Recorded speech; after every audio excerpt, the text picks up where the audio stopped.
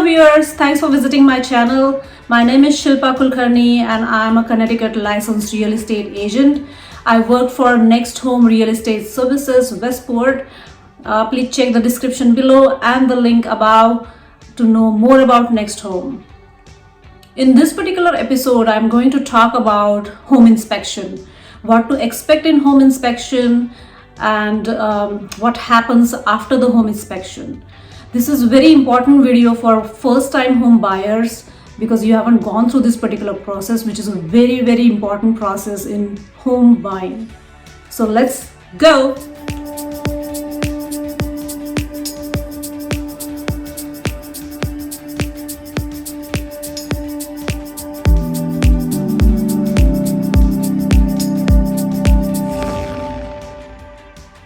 I have done a little presentation for you regarding the real estate home inspection topic. So let's start. Why to do the home inspection? Home inspections are an important step in the home buying process. It's a way to evaluate a particular home that you are buying, and failure to obtain the home inspection could potentially result in a big cost or hassle in long run.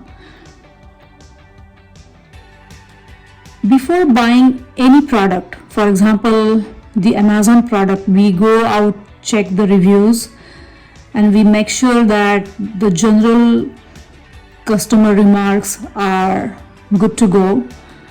But in case of home evaluation, we go to the licensed home inspector and get it checked formally. For the loan process, it's not a required step for one to have the home inspection, but your realtor will recommend you to do the home inspection because it's a very important step in the home buying process. How much the home inspection cost? The average home inspection for a single family home cost around $300 to $500. Now this particular cost may vary depending on the size of the home, where you live, and what exactly you want to inspect. If it is an older home, then the cost will be on increase, and if there are any specific detailed checks to be made depending on the defects in the home, the cost will increase. What does the primary or basic home inspection covers? This is the checklist about it. A professional home inspector, which is a certified home inspector by National Association of Home Inspectors, is trained to do a home inspection, and he usually carries the checklist. At high level, he will cover the grounds, which is possible water and septic problems, the structure, which is foundation, windows, door issues, exterior, which is rot, decay and excavation problems, roof for shingle, flashing and fascia problems, interior for framing, insulation, HVAC, plumbing and electrical issues, and kitchen for electrical code related to appliances, operating cabinets and plumbing related problems. For each of this checklist, he will have a detailed checklist which he will make sure that it's going through well, or if any problems, he will mark in that particular report. Now, there could be occasions where a special level home inspection is required.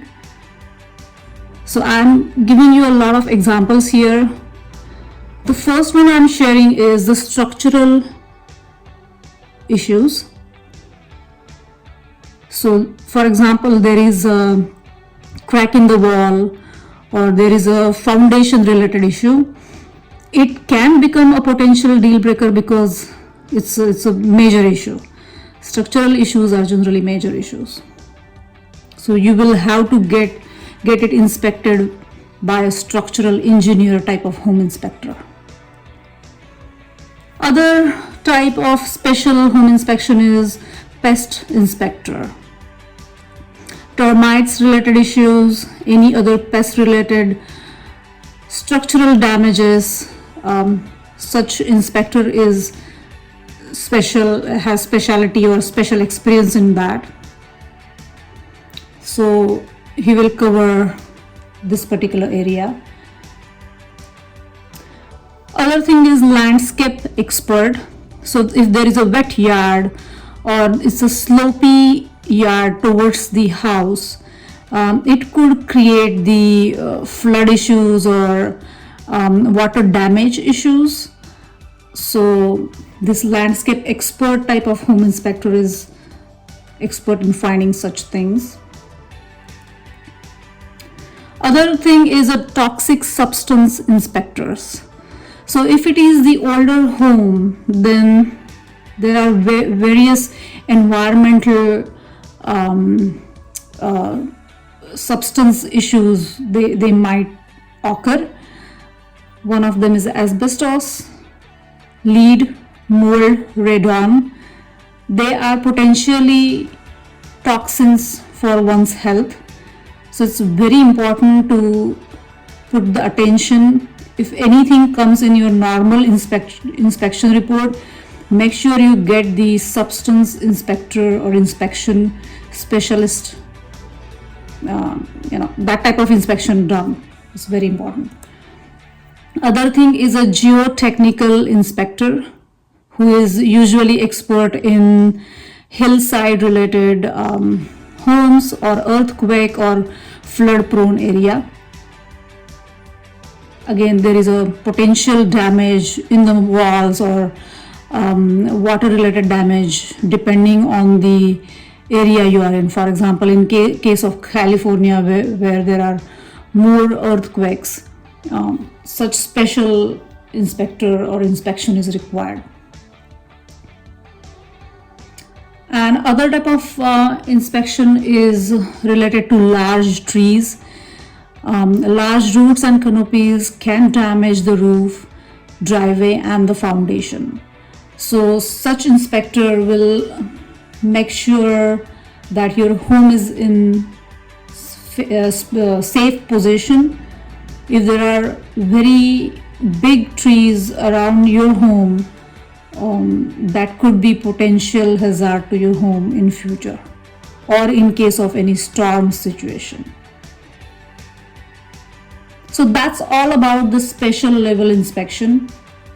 I'm sure there are more cases where swimming related inspection is required, or swimming pool related rather, and some other, but these are the basic special level inspections.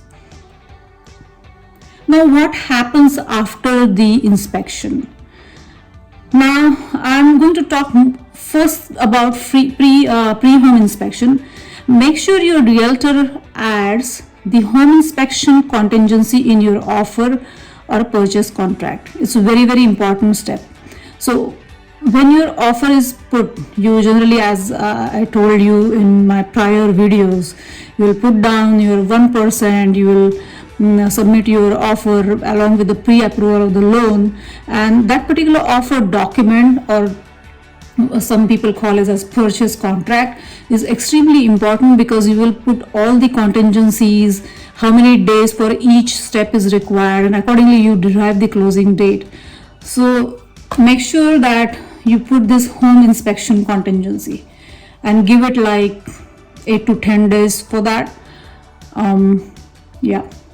So make sure you cover that. Post the home inspection, if there are any red flags, right, like water damage or structural defects related to plumbing or electric systems rather, mold, etc., you have a chance to negotiate or consider that as a deal breaker. If you have the right wording for contingency obviously you can walk out, you will get your deposit back.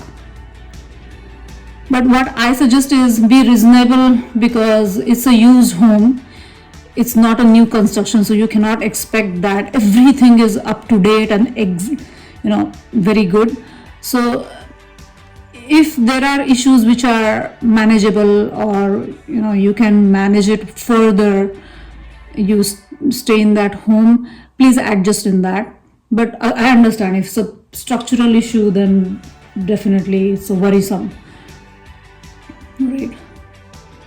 And you can talk to your realtor, and you can go back to the seller and see if seller is willing to fix any of the issues, and if not, if he is giving any money back or adjust the closing amount, the sell price towards the closing date. As far as the inspection day is concerned, seller is usually not there, but home inspector is there. Your real estate agent can be there, and you also can go attend, so you will personally know what type of checks home inspectors do, and you will understand the little nitty and gritty things of each and every item when you will get the report.